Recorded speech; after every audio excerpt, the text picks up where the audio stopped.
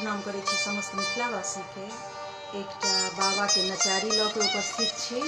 आशा करै छी अहाँ सबके नीक लागत। धन्यवाद।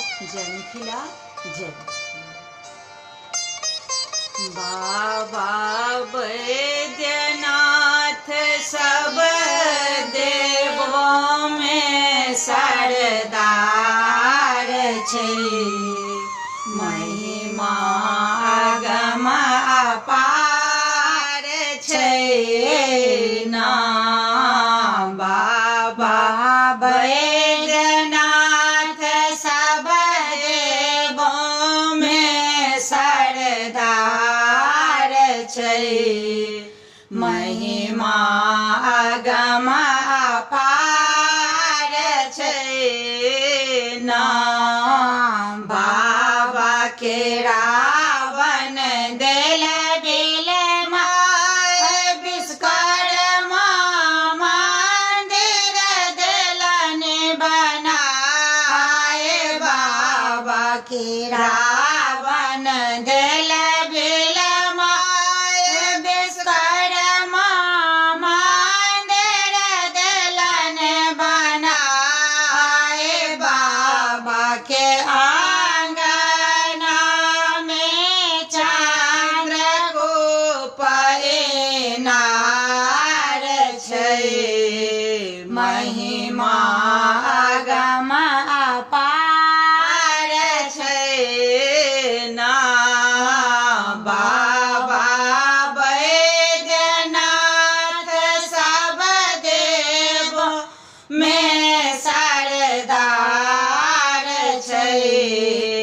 महिमा अगम अपार छै ना।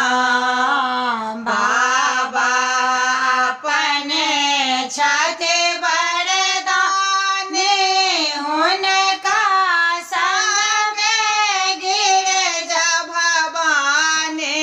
बाबा अपने छथि वरदानी हुनका संग में गिरजा भवानी।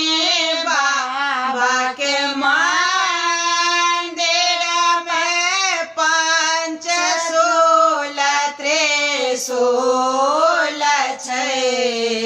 महिमा अगम अपार छै ना।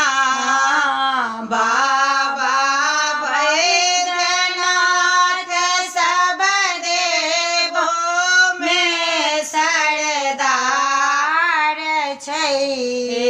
महिमा अगम अपार छै ना।